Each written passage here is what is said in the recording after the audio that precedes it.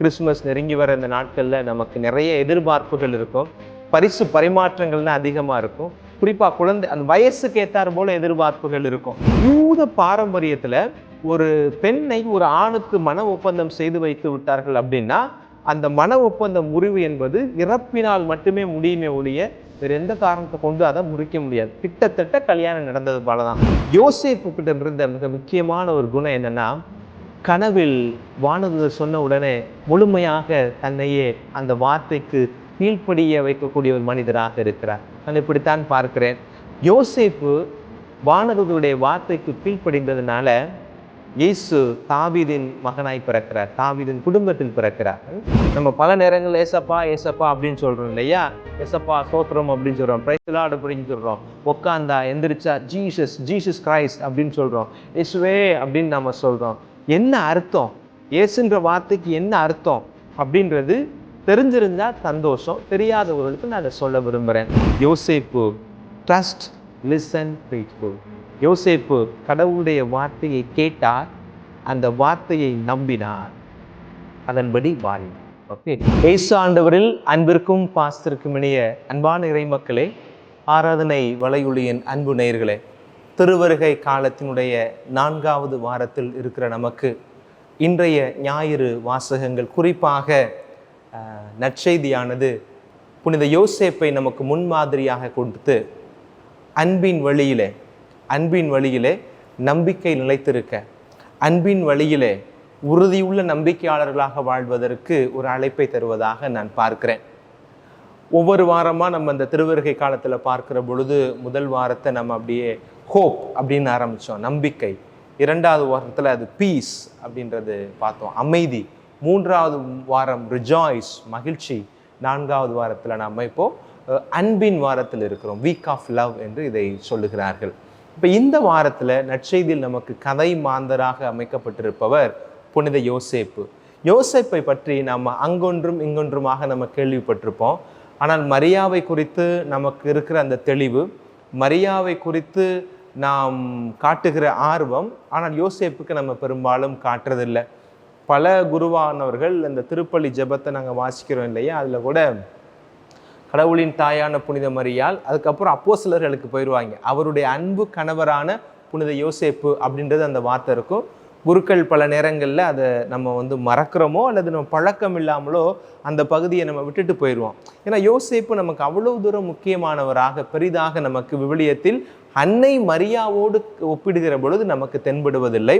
ஆனால் இன்னைக்கு இந்த மறையுரையை நீங்கள் கேட்டீங்க அப்படின்னா யோசேப்பு எவ்வளோ ஒரு உத்தமமான ஒரு மனிதர் அப்படின்றது நமக்கு புலப்படும் அப்படின்னு நான் நினைக்கிறேன். யோசேப்பு விவிலியத்தில் இருக்கிற மற்ற கதை மாந்தர்களை நம்ம பார்க்குறோம் இல்லையா, புதிய ஏற்பாட்டில் அன்னை மரியாள் தொடங்கி நம்ம பார்க்குறோம் இல்லையா. அன்னை மரியாள் வருவாங்க, எலிசபெத் அம்மா வருவாங்க, சக்கரியா வருவாங்க, அண்ணா வருவாங்க, அப்புறம் திருத்தூதர்கள் வருவாங்க, திருமுழுக்கு யோவான் வருவாங்க. இப்படிலாம் நிறைய கதா மாந்தர்கள் இந்த புதிய ஏற்பாட்டில் வந்துக்கிட்டே இருப்பாங்க.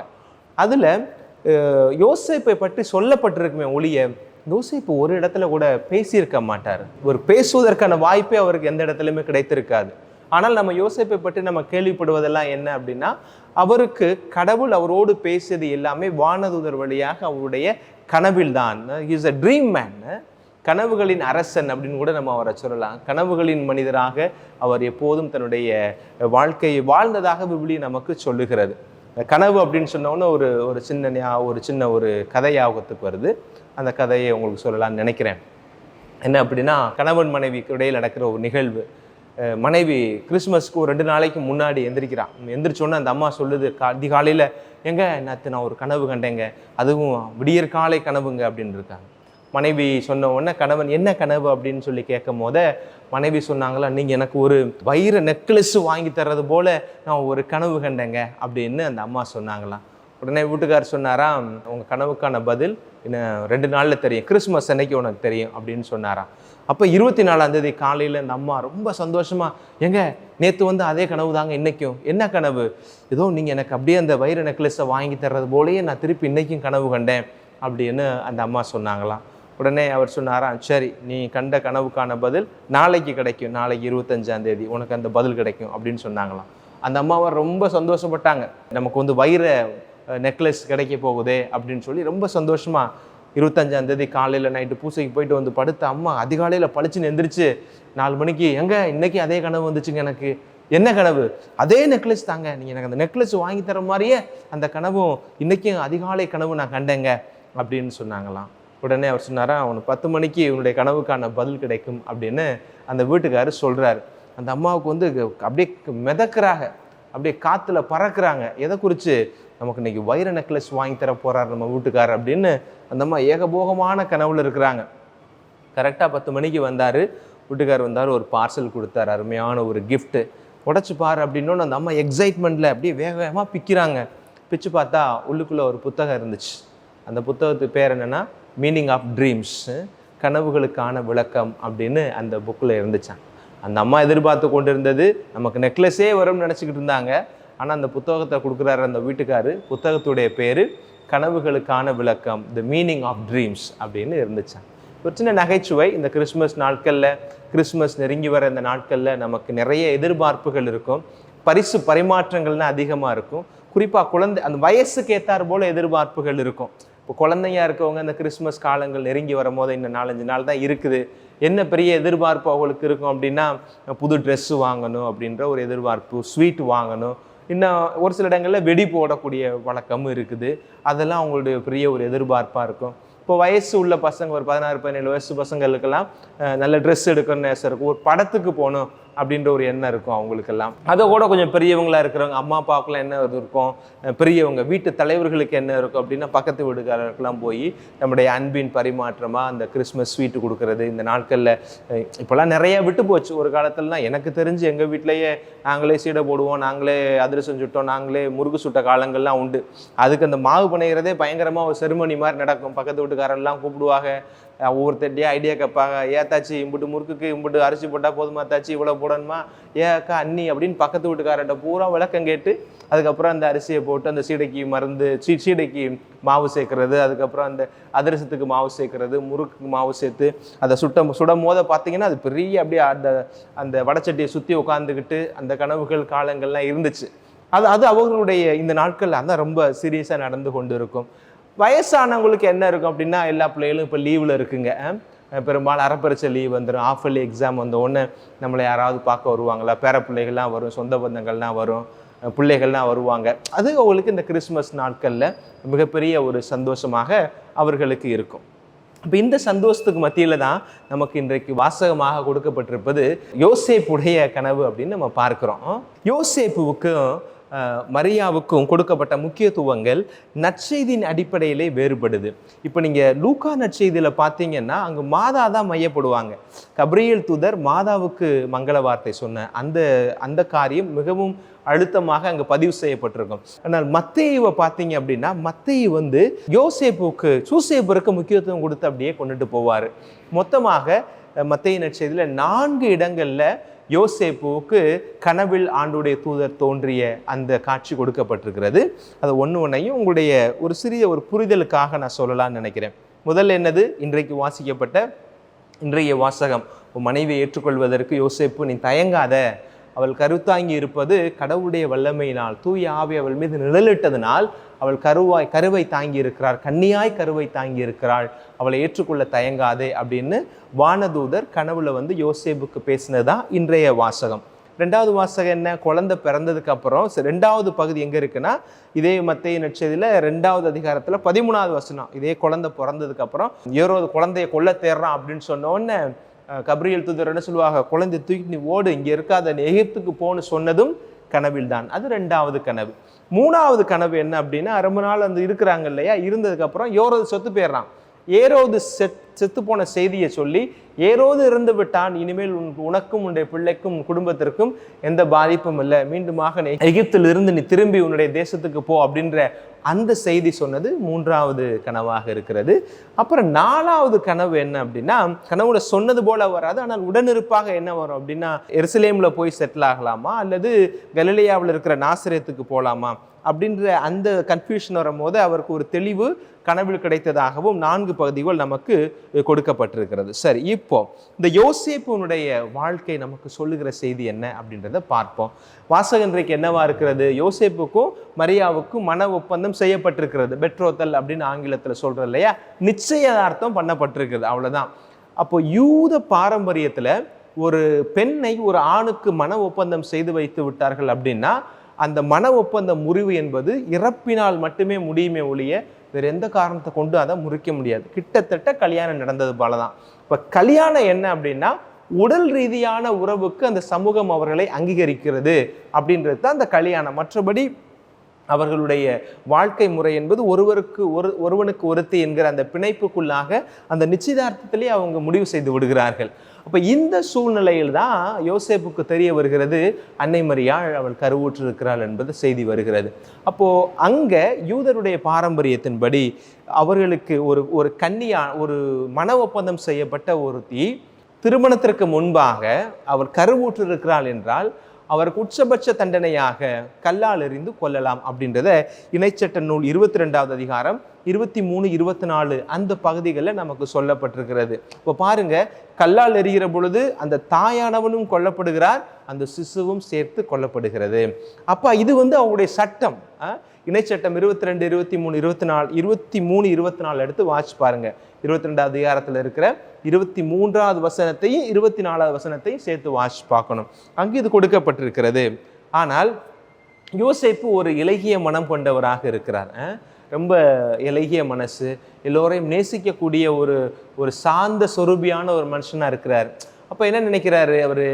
நமக்கு வாச்சது அவ்வளவுதான், ஓகே நமக்கு வாச்சது அவ்வளவுதான் அப்படின்ற ஒரு மனநிலையில நம்ம எதுக்கு இந்த பாவத்தை போய் நம்ம கட்டிக்கிறணும், அந்த அம்மாவுக்கு யாரோ பிடிச்சிருக்குதோ அந்த அம்மா அந்த பையனோட சேர்ந்து அல்ல அந்த மணவாளனோட சேர்ந்து அந்த அம்மா வாழட்டும், நம்ம நமக்கு பிடிக்கல அப்படின்னு சொல்லிட்டு இந்த கல்யாணத்துலேருந்து நம்மளை பின்வாங்கிக்கிறலாம்.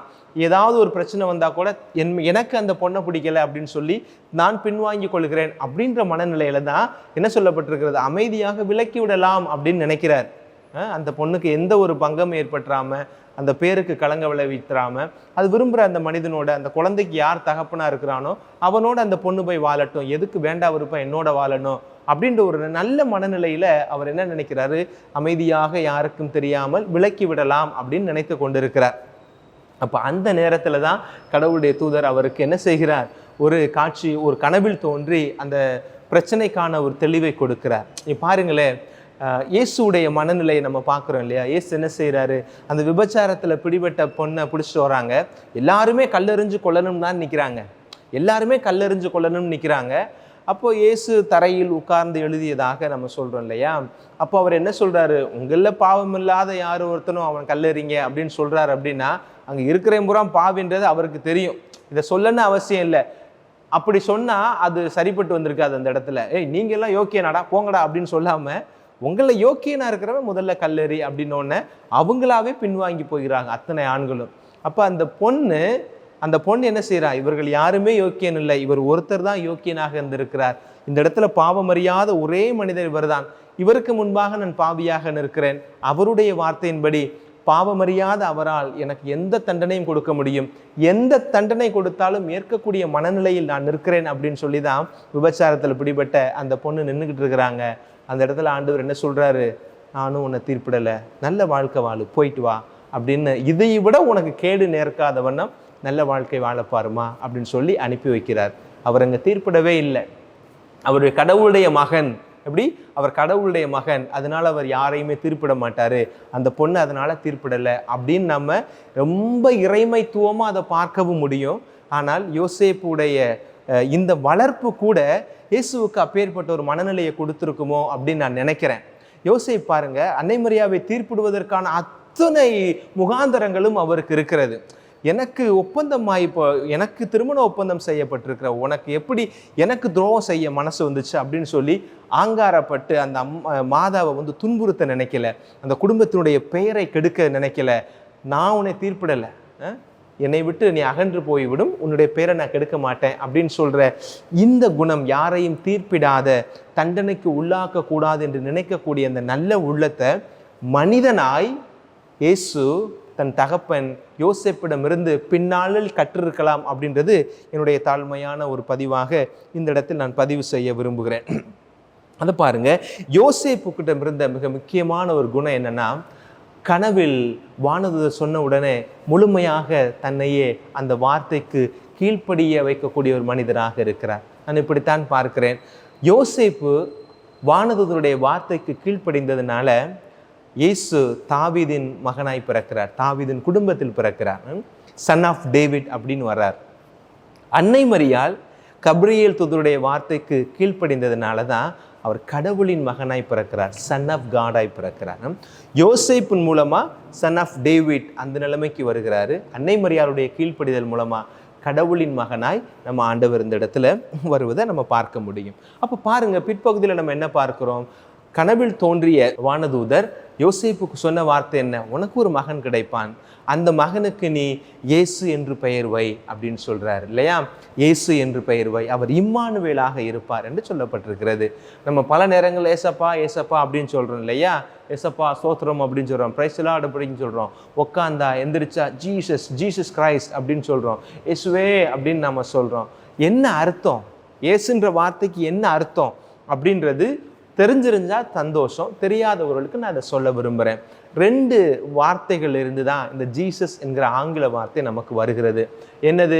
கிரேக்க மொழியில் இருக்கிற எசோஸ் அப்படின்ற வார்த்தையும், அதே நேரத்தில் எபிரேய மொழியில் இருக்கிற ஜோஷுவா அப்படின்ற இந்த வார்த்தையை மூலமாக கொண்டு தான் ஆங்கிலத்தில் ஜீசஸ் இயேசு என்கிற வார்த்தை நமக்கு கிடைத்திருக்கிறது. இப்போ இயேசு என்ற வார்த்தைக்கு என்ன அர்த்தம்? அதைத்தான் நான் உங்களுக்கு சொல்ல போகிறேன். இயேசு என்கிற வார்த்தைக்கு God is salvation, கடவுளே மீட்பர், கடவுள் மீட்பர் அப்படின்னு அர்த்தம். இப்படி கூட நீங்கள் எடுத்துருக்கலாம். God is my salvation, கடவுளே என்னுடைய மீட்பர், கடவுள் மீட்பராக இருக்கிறார் அப்படின்றதுனால தான் அவருக்கு இயேசு என்ற பெயர் வைத்திருக்கிறார்கள். கடவுளே என் மீட்பு. ஒவ்வொரு முறையும் நீங்கள் இயேசு அப்படின்ற இந்த வார்த்தையை சொல்லும் போத உணர்ந்து சொல்லுங்க, இயேசுவே கடவுளே என் மீட்பு, கடவுளே என் மீட்பு அப்படின்றதான் நம்ம சொல்கிறோம். 2 பெயர்கள் வைக்கப்பட்டிருக்கல, கடவுளே மீட்பு, அப்புறம் கடவுளே மீட்பு என்று சொல்லப்படக்கூடிய இந்த ஜீசஸ் என்கிறவர், இந்த இயேசு என்கிறவர் எப்படிப்பட்டவராக இருக்கிறார்? இம்மானுவேலாக இருக்கிறார். இம்மானுவேல் என்கிற வார்த்தைக்கான அர்த்தம் விவிலியம் கொடுத்திருக்கிறது, கடவுள் நம்மோடு.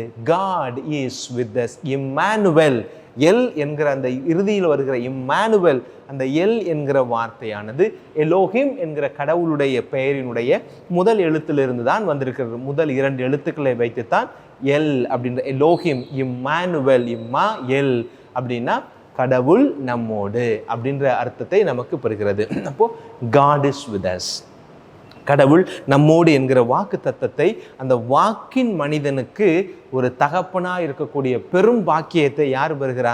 இன்றைக்கு யோசேப்பு பெற்றிருக்கிறாரு.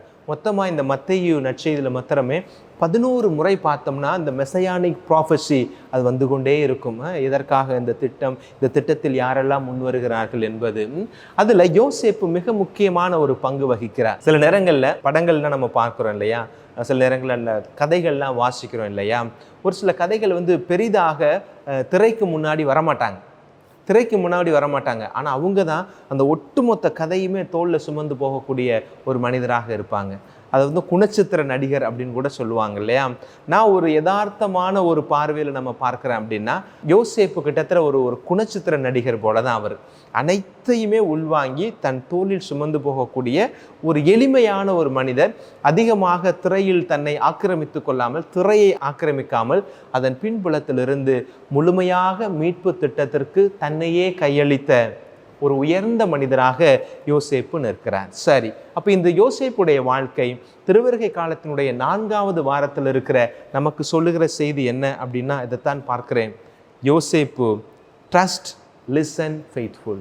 யோசேப்பு கடவுளுடைய வார்த்தையை கேட்டார், அந்த வார்த்தையை நம்பினார், அதன்படி வாழ்ந்தார். ஓகே, 3 வார்த்தை. முதல்ல கேட்கணும். கீழ்ப்படிந்தார் அப்படின்னு சொல்கிறேன் இல்லையா, ஒரு கீழ்ப்படுகிறதுக்கு முன்னாடி அவர் அந்த வார்த்தையை கேட்கிறார். He listens to the word of Gabriel. அதை கேட்கிறார், அதை கேட்ட பிறகு அதை நம்புகிறார், அதை நம்பிய பிறகு அதை வாழ்வாக்குகிறார். Practising. Okay, listen and then trust and then practise. இது 3ஐயுமே நம்ம யோசேப்புடைய வாழ்க்கையிலிருந்து நாம் கற்றுக்கொள்ள வேண்டும். கடவுளுடைய வார்த்தையை நாம் முதல்ல கேட்கணும், கேட்டதை நாம் நம்பணும், நம்பியபடி வாழணும் அப்படின்ற ஒரு வார்த்தை, ஒரு வாழ்க்கைக்கான ஒரு சூட்சுமத்தை இன்றைக்கு நமக்கு யோசேப்பு கற்றுக் கொடுக்கிறார். அதே நேரத்தில் இன்றைக்கு இம்மானுவேல் என்கிற வார்த்தையும் இன்றைய வாசகத்தில் மையப்பட்டிருக்கிறது. கடவுள் நம்மோடு இருக்கிறார். நம்மோடு இருக்கிற கடவுளை இந்த நாட்களில் நாம் பிறருக்கும் அறிமுகப்படுத்த வேண்டும், பிறரோடும் பகிர்ந்து கொள்ள வேண்டும். அப்போ எப்படி பகிர்றது? அதற்கு தான் இந்த கிறிஸ்மஸ் காலங்களில் நிறைய வாய்ப்புகள் நமக்கு இருக்கிறது. பிறர் நல பணிகள் செய்கிறது மூலமாக, நம்முடைய அன்பை, நம்முடைய கிஃப்ட்ஸை ஷேர் பண்ணிக்கிறது மூலமாக, சிறு தொகையை ஏழைகளுக்கு கொடுக்கறது மூலமாக என்னிடம் இருக்கிற கடவுளை, இம்மானுவேலை நான் பிறரோடு பகிர்ந்து கொள்ள முடியும். இப்போ நான் இருக்கிற பங்குலலாம் பார்த்தீங்கன்னா கிறிஸ்மஸ் ட்ரீ வெளியில் வச்சுருப்பாங்க. அதுலேயே பெயர்கள்லாம் எழுதி வச்சுருப்பாங்க. நமக்கு பொருட்கள் எழுதி போட்டிருப்பாங்க. இந்த பொருள், இந்த பொருள், இந்த பொருள். அந்த பொருளுக்குள்ள விலையும் அதில் போட்டிருப்பாங்க. ஃபார் எக்ஸாம்பிள், இப்போ ஒரு லாட் எடுக்கிறீங்க அப்படின்னா அந்த லாட்டில் வந்து க்ரோசரி அப்படின்னு போட்டிருப்பாங்க. க்ரோசரி திங்ஸாக ஒரு 500 ரூபா அப்படின்னா அந்த டோக்கன் எடுத்துகிட்டு ஒரு 500 ரூபாயை போய் ஆஃபீஸில் கட்டிட்டு போவாங்க.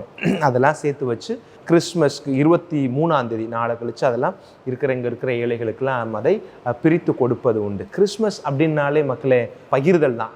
அன்பை பகிர்கிறோம், நம்முடைய இருக்கிற உடைமையை நம் பிறரோடு பகிர்கிறோம், நம்முடைய உணர்வுகளையும் பிறரோடு பகிர்ந்து கொள்கிறோம்.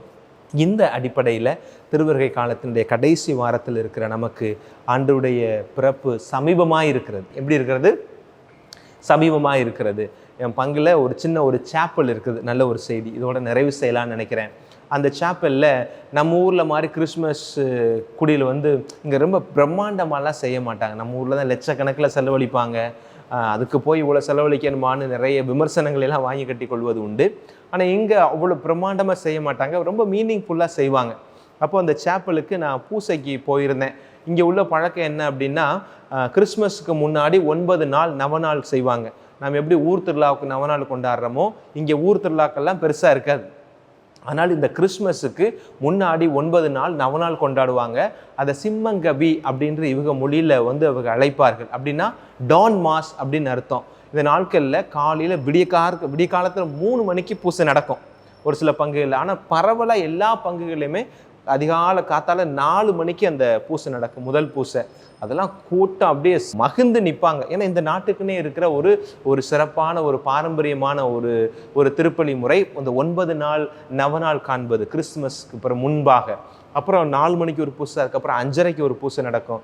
இதுலையுமே ஆன்டிசிபேட்டரி மேட்ச்னு சொல்லிட்டு இன்னைக்கு 20ஆம் தேதி இல்லையா, அப்போ 19ஆம் தேதி சாயந்தரமே 20ஆம் தேதிக்குரிய இந்த பூசையை அவங்க செய்வாங்க. கிட்டத்தட்ட ஒவ்வொரு பங்குலையும் குறைந்தபட்சம் 4 திருப்பலிகள் எல்லாம் அப்படி வைப்பது உண்டு. அப்போ கிறிஸ்து பிறப்புக்கு தயாரிக்கிறாங்க. நான் அப்படி ஒரு தயாரிப்பு திருப்பலிக்கு என்னுடைய பக்கத்தில் இருக்கிற ஒரு சேப்பலுக்கு நான் போயிருந்தேன். அங்கே அருமையான ஒரு காட்சி என் மனசில் என்ன அப்படியே நிற்கிது. இந்த பக்கம் யோசேப்பு நிற்கிறாரு, இந்த பக்கம் ஒரு சேரில் மாதா உட்காந்துருக்குறாங்க. குடியில் அந்த இதெல்லாம் இல்லை, அந்த தீவன தொட்டி அதெல்லாம் எதுவுமே இல்லை, ஆடு மாடெலாம் எதுவுமே இல்லை. மாதா வந்து உட்காந்துருக்காங்க. மாதா வந்து மாசமாக இருக்கிறாங்க. இங்கே மாதாவை மாமா அப்படின்வாங்க இல்லையா. அப்போ அந்த அந்த மாசமாக இருக்கிறாங்க மாதா, அந்த இருக்கையில் உட்காந்துருக்கிறாங்க. யோசேப்பு இப்படியே பக்கத்தில் நிற்கிறது போல ஒரு காட்சி, ரொம்ப அருமையான ஒரு காட்சி இல்லையா. குழந்தை பிறக்க போகுது, இன்னும் சமீபமாக இருக்கிறது, இன்னும் 4 நாட்கள் 3 நாட்கள் 5 நாட்களுக்குள்ளே குழந்தை பிறக்க போகுது. அப்போது என்ன நடந்துச்சுன்னா, அந்த சேப்பலில் நான் பூசை முடிச்சுட்டு அந்த குடில்கிட்ட நின்று நான் ஃபோட்டோ எடுத்துகிட்டு இருந்தேன். அப்போது ஒரு குட்டி பையன், ஒரு 3 வயசு பையன் இருப்பான். அவனுக்கு வந்து மாதா தொட முடியல.